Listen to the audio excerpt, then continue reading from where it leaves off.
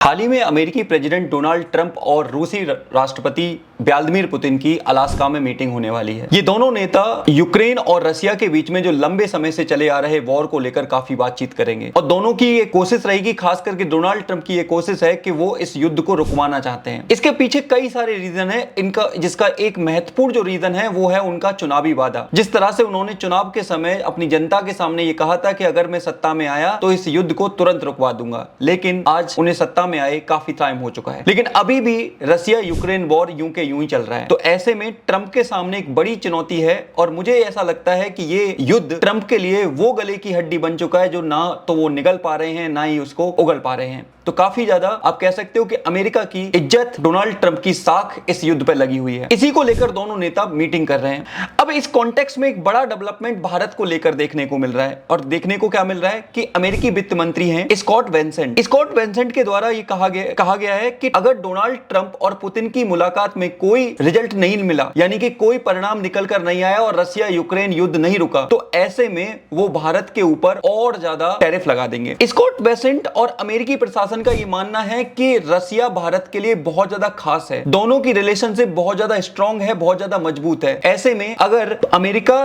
भारत के ऊपर टैरिफ लगाता है तो उसके दबाव में आकर रशिया अपने आप को पीछे कर लेगा और इस युद्ध से सीज फायर करा लिया जाएगा।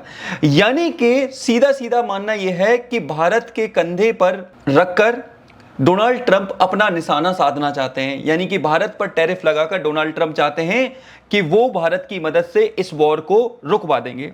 तो ऐसे में भारत में भी अनेक प्रकार की प्रतिक्रियाएं देखने को मिली हैं। तो ऐसे में एक विदेश नीति के जानकार हैं इंद्रानी बागची के द्वारा एक बड़ी स्टेटमेंट देते हुए कहा गया है कि ये बहुत ज्यादा खतरनाक होगा। पश्चिमी देशों का मानना है कि भारत रूस के लिए खास है, इसलिए पुतिन तक पहुंचने के लिए भारत को इस तरह से टैरिफ की मार देना ये बिल्कुल भी अच्छी बात नहीं है।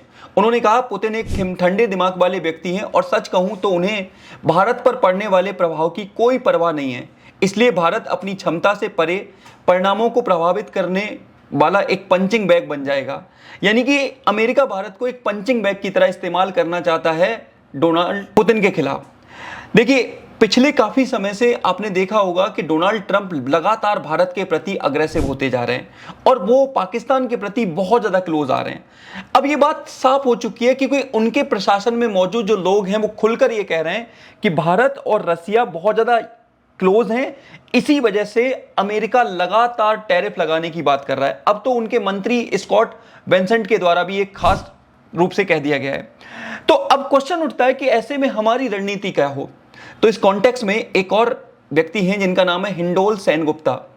उन्होंने एक पुस्तक जिसका नाम है Sardar Patel the man who saved India का एक किस्सा सुनाते हुए कहा है कि भारत एक पूर्ण रूप से संप्रभु देश है, भारत को अपनी नीतियां निर्धारित करने का पूरा अधिकार है।